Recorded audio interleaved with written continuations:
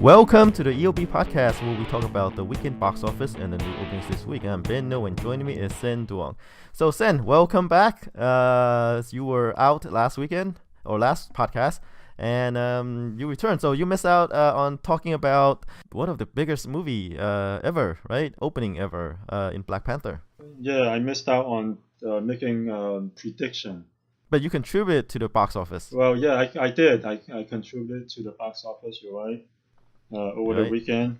I'm glad I missed out on the prediction because I would be wrong like most everyone else. Oh, me too, me included, right? So Black Panther was released, last weekend, as we know, along with Early Man and the faith-based movie Samson. Oh, okay. Okay, so how about we jump right in? Because we're gonna be spending a lot of time with Black Panther anyway. Since you were away, how about you bring us in? Yeah, at number one, not surprisingly, Black Panther. It took in 201 million over the 3-day weekend and 235 million over the 4-day President's Day weekend. All sorts of records were broken. This is one of those Avengers-size openings for a standalone movie, for the first movie of a franchise. Yeah. I'd say there was like records. I believe, according to Box Office Mojo, right? This is only the 5th movie to open over 200 million. Yeah, yep. This even beat Civil War, which is an Avengers movie. I think it might have even, including 4 days, it might have even beaten Age of Ultron, or maybe around the same range. Yeah, and this is just Black Panther, right? One of these, not exactly a well-known character. Yeah. But a Marvel character nonetheless, right? Yeah. So this is not Iron Man. This is not Captain America, and he's able to open a movie that sort of kind of beat them all. Yeah. Yep. Beat Spider-Man too. Yeah, Spider-Man. Yeah. And supposedly the audience breakdown is pretty much even, like 55% male and 45% female, and 61% of those are over the age of 25. So it's not just kids, teenagers watching these movies, right? It's just like cut the whole swath of demographic here. Right. And supposedly, I read the press about this, before when I made the projections. I say, wow, the press is really hyping this movie up. It's like the best superhero movie ever. And, I conservatively said, hey, this movie, is getting all these positive press. I said it could probably open between 100 million and 110 million, and according to what Superwoman made, right? New character, Superwoman, untested Wonder character. Woman, you mean? Yeah, Wonder Woman. Okay. Yeah, untested character, new character, not that well-known character. Even though it is kind of known, right? Yeah. But not 200 million plus. Yeah. It was introduced in Civil War. So the character was introduced in Civil War. It got great reviews, 97% on Rotten Tomatoes, and especially when you're the umpteenth film in the Marvel canon, being that highly regarded, and most of the reviewers consider this one of the better Marvel films, and one of the more different ones. And like you mentioned before, Marvel, in their whole library of films, they try to expand the genres. They try to make these films a little bit different with each franchise, like you mentioned, and that's probably one of the reasons why their films tend to be not only well reviewed but also perform well at the box office. Because a lot of them say, hey, including me, when I saw the film over the weekend, this is not your typical Marvel film where there are lots of explosions and most of the emphasis and focus on the action scenes and superheroes pounding each other all over the place. This one is more story driven and asks some thought-provoking questions about isolationism and helping the rest of the world out, like the current political climate. Right. And we have to touch upon, hey, this Black Panther is African American, or African, right? Mm-hmm. A black superhero. Mm-hmm. I read that this movie is being embraced by the African American community here. Yeah. in a huge way. Like just recently I saw on Reddit, right? So Harrison Barnes, the NBA player with the Dallas Mavericks, took 150 kids to watch the movie. Oh, yeah.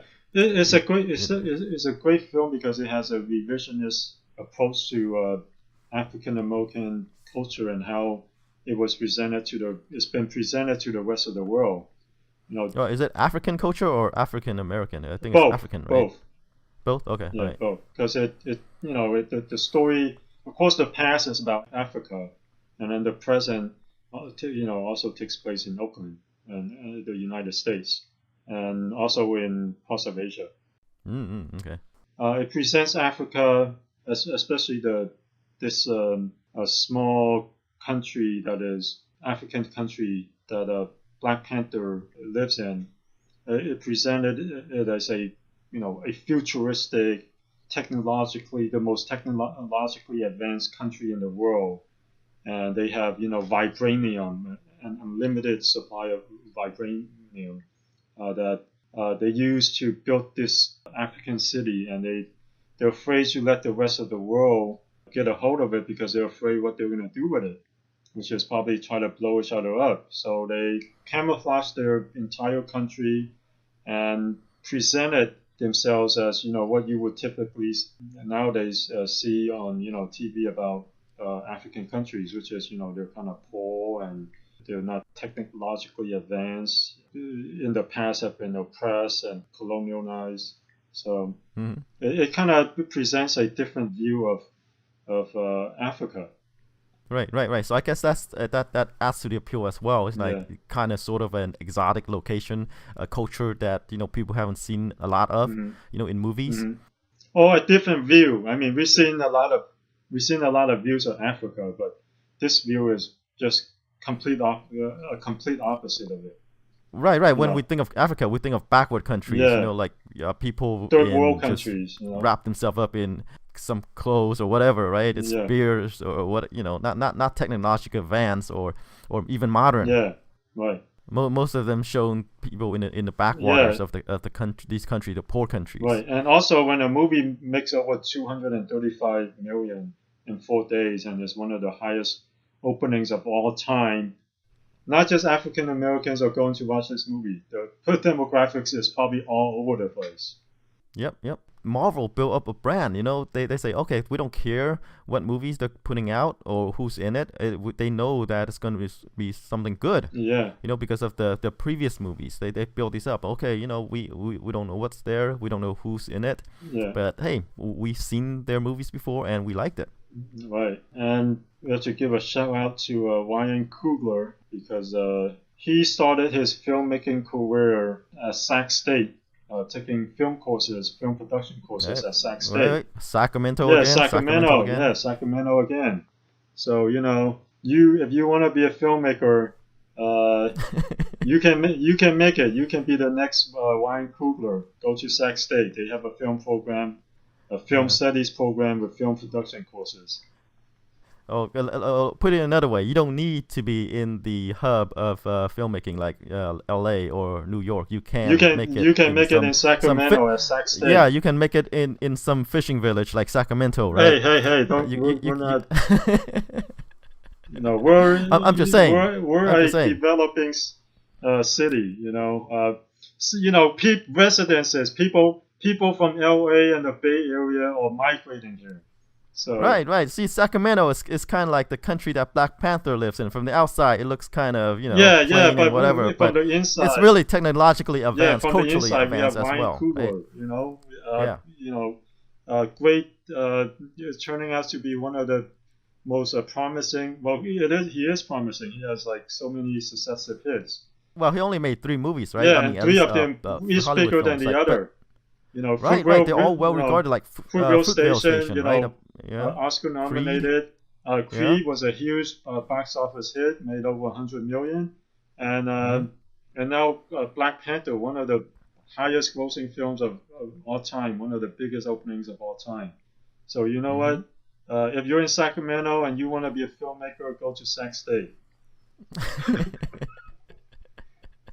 or you can do it no matter where you are. That's generalized. Yeah, I mean, that's right. Not everyone like can you said, move to Sacramento, right? People might see Sacramento as this backward city, but inside we're just protecting our our technologically advanced, because we're afraid what the worst of the U.S. might do with it if they have if they have take a hold of our creativity and everything else. Yeah, sure. So next big filmmakers coming out of Sacramento.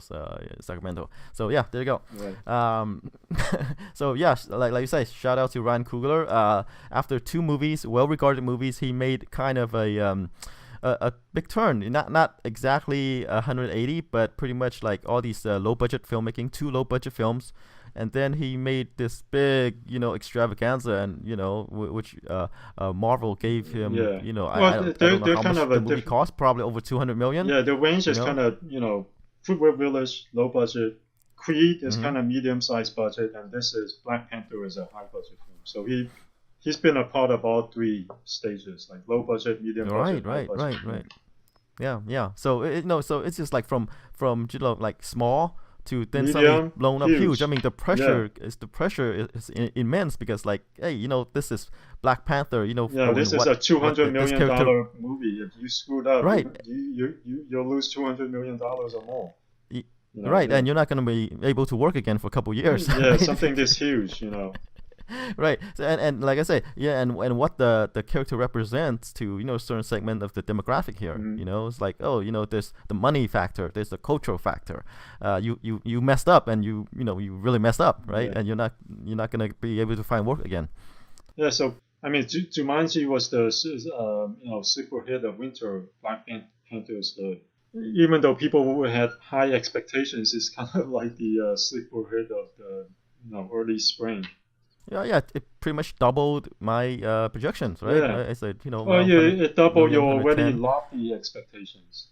Yeah, because I thought, hey, this Black Panther is not that well known of a character, and but hey, it turned out to be bigger than what it is. I think it reached the level where it's culturally important film. Yeah, and one of the interesting things about Black Panther is it also kind of follows the Me Too movement, because there's this Black Panther's general is a woman, and she leads a team of women warriors who can kick anyone's ass, and so we kind of follow that strong women movement. Like these aren't women who are just home cooking. Not that there's anything wrong with that. So there's that going on too, and I think it's sort of the I wouldn't say anti-Trump, and but it's that thing about it kind of represents the U.S. We're the most powerful country in the world. Should we isolate ourselves and just keep to ourselves, or should we use that power to help other less fortunate countries? So that's one of the things I would explore in Black Panther. Yeah, right. So it's a big message movie as well. Yeah. So I think this movie is gonna hold up well. Yeah. Despite a huge opening, right? We usually when movies open in the 200 million range or so, the drop-off is gonna be huge. Yeah, but this one's getting good word of mouth, well reviewed. It's gonna stay up there. Yep. And the overseas market is doing good as well, right? 184 million overseas, right, for a total of 419 million globally, worldwide. Yeah. So something that a figure that just kind of blew everyone's already lofty expectations away. I mean, this is Avengers level opening for an individual film. Yeah, and speaking of Avengers, right? Who Black Panther is the guy who's doing the voiceover for the Avenger movie. So they have these marketing tie-ins for the next Avenger movie, to tie into this one. Yeah. So he was doing like, and get this man a shield. That was Black Panther. So they're promoting the Avengers while promoting Black Panther as well. Yeah, surprisingly, with Black Panther, only the end sequence has any mention of the Avengers, but the whole movie is almost self-contained. There's barely any mentions of other than what happened in parts of Civil War where Black Panther's father died. So other than that, it kind of kept to itself and kind of told its own story. But on the other hand, it kept its option open by not tying in with other characters as well. Right. What were you projecting if you were here? What are you going to say? Probably around the same thing you did. You projected around maybe 100 million, but it just kept on growing. The Thursday night midnight screenings were huge, and then Friday figures were super huge. And you read online, everyone keeps on upping the projections, and the film keeps on breaking those already upped projections. It just kept on getting higher and higher until people just like, okay, I give up. Yeah, this is one of these unicorns where it right place, right time movies. Right. All right. I guess we should move on, right?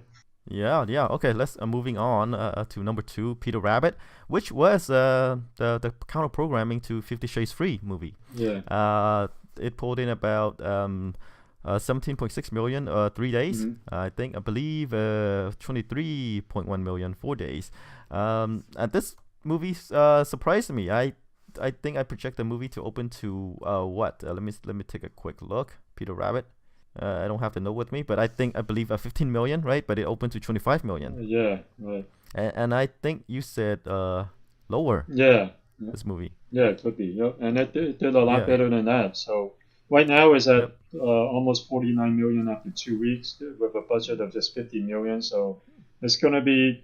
Yeah, but look at the drop off, right? Drop off is around 30%. Yeah, it's holding up pretty well for 3 days, and and 4 days is only 7% drop off. Yeah, right. Oh, yeah. So it's already grossed 54 million. Already surpassed its budget. Looks like it's having strong legs. No pun intended. Both is true. Yeah. And I think what we said about this movie, I thought this movie is kind of like what the other British movie, Paddington 2, right? I thought, hey, it's kind of like Paddington 2. Both are kind of like animals. Have featured animals living with humans. Right. Kind of British as well. I thought, hey, they're gonna perform similar. Yeah. But and after its opening weekend, I said, hey, it might be the 50 Shades Free crowd, bringing the kids and dropping them off to watch Peter Rabbit. But seeing the drop off here. The lowest drop off here. No, maybe not. I think this movie has its own fans. It's not just because people are just dropping kids off to watch this movie. They're actually going to watch this movie. Yeah, I don't know about that dropping off deal. Because I think I think the last thing you want to think about after dropping your kids off is to watch kind of like this softcore thing. Well, that's what I assumed, right? Seeing that since it's performed over my projections, right? But in the it's even outgrows 50 Shades, on the second weekend. Right. So in the second week, I say no, it's not. It's not people with kids dropping them off. I mean, there's actually an audience that actually chose to watch this movie. Yeah. Going to watch this movie. So my first thought was wrong, and that's why it's overperforming here. Yeah, Peter, the reviews are half decent, 59%, kind of barely one, but it's kind of decent. I mean, my expectations weren't that great for it, but I saw it. It's pretty fun. Yeah, that's true. But then again, look, Black Panther made over 200 million, right? And then Peter Rabbit was able to do 17 from that, which is pretty good, right? When you have a 200 million opening, like we've seen before, it just sucked the oxygen from all the rest of the movies. Right. But Peter Rabbit's able to hold on. Yeah, and speaking of 50 Shades, is the next film on our list at number 3. It took in about 19.4 million over the 4 days. Drop off is 50%, over 4 days. 3 days, I think, is like 55% or something, which is kind of around the range of how the previous film did. It has taken in 79 million so far after just 2 weeks on a budget of 55. Worldwide is already at 270 million, so a super profitable film. And I think it continues to... Even though it lost steam. Yeah, it lost steam, and it did better than I was expecting. It kind of held on a little bit better than I was expecting from the second film. Yeah, I was right there as well. I mean, I kind of... I think about 2 or 3 millions off from my opening projections. Nice. Right? But, I was right there with 50 Shades 3. Good. All right. At number 4, Jumanji, Welcome to the Jungle, put in 10 million over the weekend. If you look, 4 days. Yeah, 4 days. So Yep. 4 days, there's no drop off. But even 3 days, it's pretty low drop off. So it continues to be leggy and have a lot of people coming back, either discovering it or rewatching it. So domestically, it's already at 380 million. Worldwide, it's at 907 million. Yeah, you think it'll cross 1 billion? I don't think so, but it can. It's holding up really well. I mean, it can potentially pull in another 50 million here and 50 million abroad. Right. And this is the surprise movie of 2017, and it's carrying over in 2018. Yeah, there's another surprise movie a couple of spots below it. We'll get to that. Yeah. Okay, number 5 is the 1517 to Paris. It's the Clint Eastwood movie that's based on true events about a group of Americans who's on a train ride to Paris. They were able to stop a terrorist plot. It pulled in about 9 million 4 days. 3 days is 7.6 million, and the budget is about 30 million. And how much has it grown so far? Let's see, gross about 27 million so far. Okay, yeah. Again, stars the real life heroes of that event, and all 3 of them were from the great city of Sacramento. Yes. As we said, we actually have superheroes in Sacramento. We're just afraid to let the rest of the country know. Right. People are just beginning to find out how great Sacramento is. Yeah. And we have to say that we're from Sacramento as well. Yeah. But we're not quite at that level. But still, great people come out from Sacramento. Yeah. All right. And it, so far I think is, doing a little bit. It's doing pretty good. It's already closing in, matching its budget, and it's still, kind of leggy. It could eventually get to 40 to 50 million, which is, pretty solid numbers. It is. I mean, the budget is low, relatively low, and I guess they ran the numbers. And I don't think they expect this movie to be that huge. I mean, if it's huge, then great. If not, then they're not losing much. Right. They didn't do a Peter Berg and Mark Wahlberg and threw in like hundreds of millions of dollars into this. Right. Yeah. Exactly. Okay, number 6 is the Greatest Showman, the Hugh Jackman movie. It continues to hold on well. 5 million 3 days and 6 million 4 days. So it's slowing down somewhat, but it's still hanging in there. Yeah. Let's see. The domestic gross is 155 million, and overseas is 185 million for a worldwide total of 341 million. Yeah, this is the other surprise hit of 2017 that we alluded to before. I think if anything, well, actually they're both surprise hits. I mean, people were expecting Jumanji to be a hit, but not this big of a hit. No one was expecting Jumanji to be a hit. I know. We thought it was gonna bomb. No, they were expecting it to do like with the Rock, and with the Rock they were at least projecting it to do around 100 something million, but they weren't expecting they weren't expecting like. They weren't expecting like 400 million, Right. Yes. Right. So, with the Rock and Kevin Hart, they were thinking this will at least do 100 million. Right. But when the people saw the trailer, whatever they thought, they're gonna revise it down, right? So, oh man, that's so underwhelming. Yeah. But The Greatest Showman is something that people weren't expecting to be a hit. They were thinking 50 million tops. Surprisingly, people kept on going back. Yeah. I guess this movie I appeal to, I guess, the older group. I mean, the older crowd, they usually don't just show up on opening weekend. They just show whenever. It might not just be the older crowd. It could be that the music appeals to the younger crowd too, because I feel it follows. You do have like Zac Efron and Zendaya. I'm not sure if I'm pronouncing her name correctly, and it could be the music is very appealing and that keeps on bringing people back. Okay, but I think it just follows the trend of these the indie movies that appeal to the older crowd. It's able to hold on. All right. Let's move on to number 7. One of the new releases of the week. They didn't do so well. Early, disappointing. yeah. Early Man is it took in 4.2 million over the weekend. It's part of the Altman stop motion animation. The other guys who made Chicken One and Wallace and Gromit. And this is probably one of the lowest openings. I think it's their lowest. Yeah, because even Black Sheep opened slightly higher.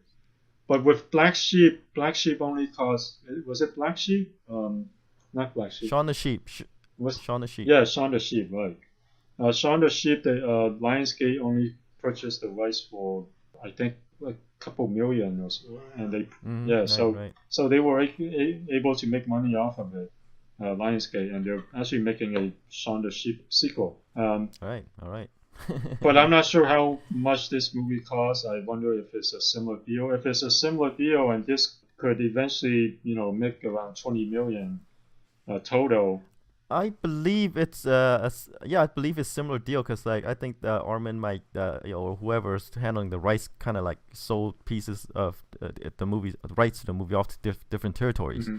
And I guess judging by previous movies, that's the only way they can make money is by selling all these rights. Yeah, because Shaun the Sheep eventually grows over 100 million worldwide on a budget of just 20 million. So it did make a lot of money, but I don't know what the budget is for Early Man though. Yeah, usually their movies are around 60 to 80 million, right? For the Wallace and Gromit movies are around like 40 to 50 million. Oh, okay. So it's around there because claymation, or stop motion, they usually don't budget don't really change, right? It depends. Right. Yeah, it depends. Like Shaun the Sheep, I thought it would be like a typical Almond film, but they were able to find ways to make it for a lot cheaper, 20 million. Yeah, maybe because they don't have a lot of voice talents, expensive voice talents for that. I'm not sure. But 4.2 million is kind of in the Shaun the Sheep range, and I'm not. The reviews are decent, 81% on Rotten Tomatoes. Unlike Shaun the Sheep, which was at 100% for a while. Mm-hmm. So I'm not sure if this will eventually be leggy enough to carry it. Because with Shaun the Sheep, Lionsgate said if it makes over 15 million in theaters, they're gonna be profitable. I'm not sure if Early Man will get to 15 million if they purchase the rights for just a couple million. Yeah. This is the lowest opening of a Wallace and Gromit, the Armin studio movies, and I said this movie could probably open to 15 million because that's what these movies kind of typically open to, some lower, some higher, plus or minus. Yeah. But this one just doesn't have, I guess the kids crowd, and it has competition from Peter Rabbit as well, right? Yeah. We're thinking this is kids, but then the subject matter is about a group of cavemen playing soccer or football, whatever you call it, to able to get their freedom from people from the Bronze Age, and the concept wise, it's not very kid friendly. Yeah, although my kids saw the trailer and they wanted to see it, so okay. Yeah. So I was wrong there. I don't know. Maybe it's marketing because they're not Lionsgate being Lionsgate. With Shaun the Sheep, they spend they bought the rights for a couple million and they spend about 13 million marketing it. So I'm not sure how much money they spend marketing Early Man. It's probably not much because I haven't seen much for it. Probably not much. Yeah. Sure. And I say there's Peter Rabbit, there's Black Panther, and Welcome to the Jungle. They all kind of have overlapping, targeting the same group. Yeah. All right. So we're not sure if Early Man will eventually turn a profit. Because we don't have foreign numbers yet. Right. I mean, maybe for Lionsgate. I mean, they probably bought it for a couple million, and then they're gonna release it on video. Yeah, right. Home video, Netflix, whatever. Right. Well, they'll probably make most of their money. Right.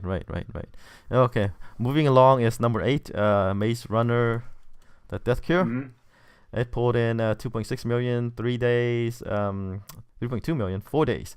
Domestic gross is 55 million roughly, and then overseas is 205 million for a worldwide total of about 260 million. Yes. So the worldwide figure is pretty good.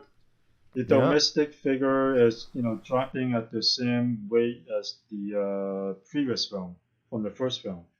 Yep. But all in all, I mean, taking the overseas market into account, it did pretty well. Yeah, did pretty well. Yeah, they're lucky they didn't split it into two films. Like right. Like what's the other movie? That's true. Divergent. Yeah, Divergent. Okay. Let's see. Number 9. Yeah, Winchester. Is Winchester, the Helen Mirren gothic horror movie. Put in 2.2 million 3 days, 2.6 million 4 days, for a domestic total of 22 million. Yeah, there's no foreign figures yet, but it's pulling in typical Helen Mirren numbers. Yep. Even though it might not be the typical Helen Mirren film. Well, we said it was a kind of like a mix between a horror movie and a Helen Mirren movie. Yeah, right. So it kind of fell in between those two. Right. So rounding out the top 10 is Steven Spielberg's The Post, put in 2.5 million over the weekend. I think the 4-day weekend, and the total gross so far is 77 million. Worldwide gross is 135 million. Stars Tom Hanks, Meryl Streep. Because of the budget is only 50 million, is doing pretty well, solid. Right. As you said, it did better than the other movies that's based on current events. And about the mainstream media. Yeah. Okay. And honorable mention is number 11, the Samson. Samson is the faith-based film about the guy who loses his powers if he got his haircut. Oh, right. And yeah, so it pulled in about 2 million 3 days and about 2.3 million 4 days. I said the movie would open to about 3 million 3 days, so it's about there. Yeah. Since we're in February, Samson, I said it's going to be the first in a string of faith-based films that's going to be released around I think Easter, right? So we're in the season where we're going to see a lot of faith-based films. Right. That's right. Yeah, though this is kind of lower in the lower spectrum of faith-based films. Right. But I don't think the budget is that high anyway, right? But it's not a breakout hit like other movies. Right. We're super impressed by Black Panther's numbers, but just as impressive in China during New Year's. They have 2 movies that open to around Black Panther numbers. There's a movie called Detective Chinatown Volume 2 and Monster Hunt 2. Both did about 250 million over 5 days. So as impressive as we all about Black Panther, over in China there are 2 movies that did similar numbers on the same week. Wow, law of numbers, right, or whatever it is. Yeah. The rule of numbers, the rule of large numbers. Yeah, right.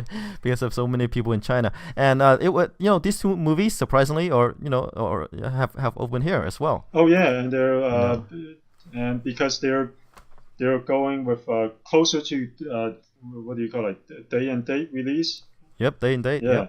Yep. And they've been doing a lot better than films of years past where they wait a couple years. So like even Detective Chinatown did nearly 1 million over the weekend on just 100 screens. Monster Hunt 2 did nearly 500,000 on just 70 screens. So yeah, but still the numbers are still far away from the movies from India. Yeah, but they're getting closer though. At least they're in the hundreds of thousands or even close to 1 million. Whereas in the past they opened up to like 20,000, which is almost nothing. And at least right now on a per theater average, they're pretty high. They're like around 8,000, 6,000. So these films are starting to pack the screens. So just to mention, like as we have one Black Panther here. We're like, wow, 235 million in the weekend. In China, there are 2 that did that over the weekend. Right. China made Warcraft profitable. Yeah. Yeah. All right. Okay. So that rounds up the top 10.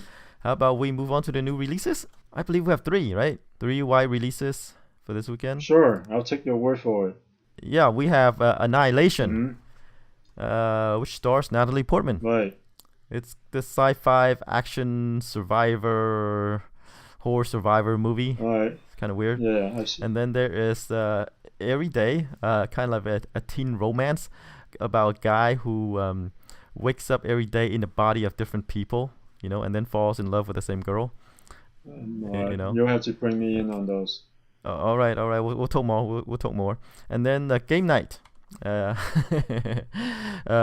Stars Jason Bateman and Rachel McAdams and Kyle Chandler. About this group of people who are really competitive, and they got into a game. I guess high-stake games. I'm not sure if this real. It's kind of weird as well. Yeah. And hopefully hilarity ensues. It's an R-rated comedy. Yeah, it's one of those. What do they call it? Those games that you can sign up for. Like you get into a room and you try to solve puzzles. Yeah, like Clue, right, or something like that, and kind of role playing that event about trying to find the killer, and we don't know if people actually got killed or not. Yeah, that's yeah. But the movie made it seems like people got killed. Please involve everything. Okay, how about we jump right in with Annihilation? Right, sure. All right, the sci-fi movie directed by Alex Garland. He did Ex Machina. Oh, okay. That well-regarded sci-fi movie. Right. And it stars Natalie Portman, Jennifer Jason Leigh, Oscar Isaac, Gina Rodriguez, Tessa Thompson. Just about this group of, I guess, commandos or something, female commandos. It's kind of weird. I watched the trailer and I didn't really get a good sense of it. Well, they're not really trained commandos. They're like scientists who, who eventually have to battle this alien thing that's happening. Yeah, whatever. Yeah, whatever it is. Yeah. So I don't know. What are you thinking? It's confusing to me. The movie is confusing to me, so it must be confusing to other people as well. I usually, could get a pretty good sense of these movies, right? Figuring them out, but this one's. It's kind of odd to see Natalie Portman doing an action movie, even though she started her career in The Professional. Right. Yeah, I'm not sure how believable it is to have Natalie Portman with a machine gun. The problem is not Natalie Portman with a machine gun. I think it's the movie in general. Right. I don't think this movie gets this message across. And what message is that? That's what I'm saying. It does.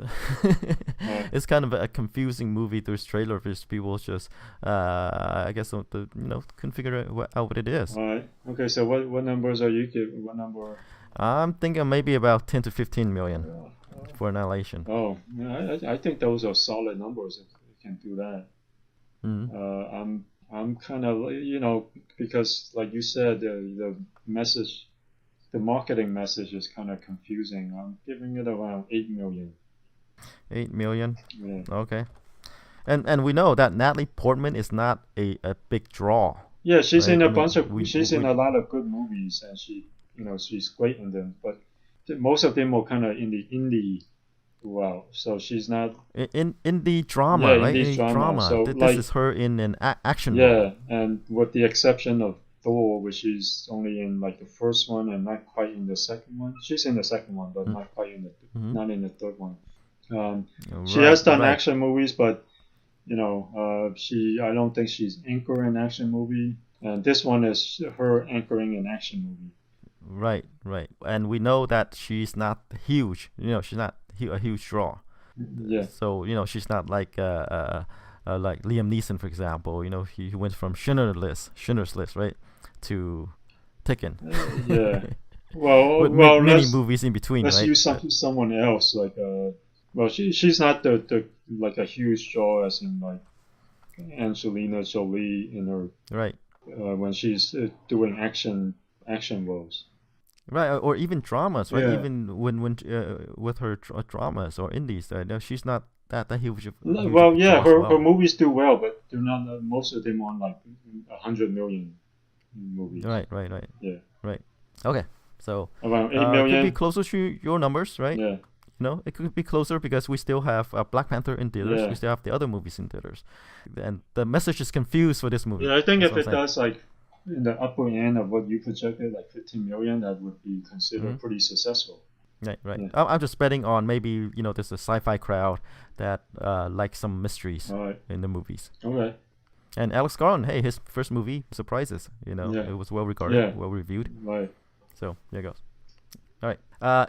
Every Day, based on a bestseller about a guy who wakes up in different bodies every day. Mm-hmm. Keeps his memory, right? Keeps looking for the same girl. It's a teen romance with some sci-fi elements, I guess. All right. I haven't seen the trailer. Don't know anything about it, so you're gonna have to. Yeah, it's based on a bestseller, but I haven't heard anything about it. Yeah. It's one of these teen romance, so not my demographic, right? And as we know, a similar one. movies They did they did a similar one, Groundhog Day type of movie in. the theme. I think the horror one did pretty well. Even the romance one did decent, right? I guess so. We recently we've been seeing a lot of movies about living the same days over and over. Either in the horror genre, right? Or now the teen romance genre. It's kind of different, right? Except that it's a different guy, different look, but it's the same guy. Yeah, I wonder if people have same gone to soul. the point of this thing again. We thought that was the case with the horror version of this. What's the title of it? It did surprisingly well. Yeah. So I'm gonna go with maybe 3 to 5 million for this movie because even though it's based on a bestseller, all right, but we have other movies like we still have Black Panther. That's gonna be another huge movie this coming weekend as well. Yeah. So I don't think the interest level is there for Every Day, even though it's based on a bestseller. Those are kind of dark horses because we don't know how strong fans are for this movie. Right. How much they want to watch a movie version. Yeah, I'm with you. Okay, 3 to 5? Yeah. All right, let's go with Game Night. What do you think? The trailer was kind of funny. I don't think there's too many comedies in the top 10, right? Jumanji. That's true. Jumanji's still up there. Jason Bateman is like not a super consistent draw. Yeah, his last movie, like Office Christmas Party, opened to about 17 million. That's with Jennifer Aniston as well. Has domestic gross about 55 million, right? Yeah, so I'm going with has decent stars. It has Rachel McAdams. So I'm gonna go with around 10 million, like counter programming 10 million. Yeah, counter programming 10 million. Sure, counter programming. I'm gonna go with you as well. 10 million. All right. Okay, good. We'll see how these films do this coming weekend. I'm just curious to see how Annihilation is. Natalie Portman, doing action. Right. But I think the general feeling that we both have is that it's not gonna do well. It's not gonna perform well. Yeah. So I wonder if it'll surprise us. Tune in. All right. See you guys.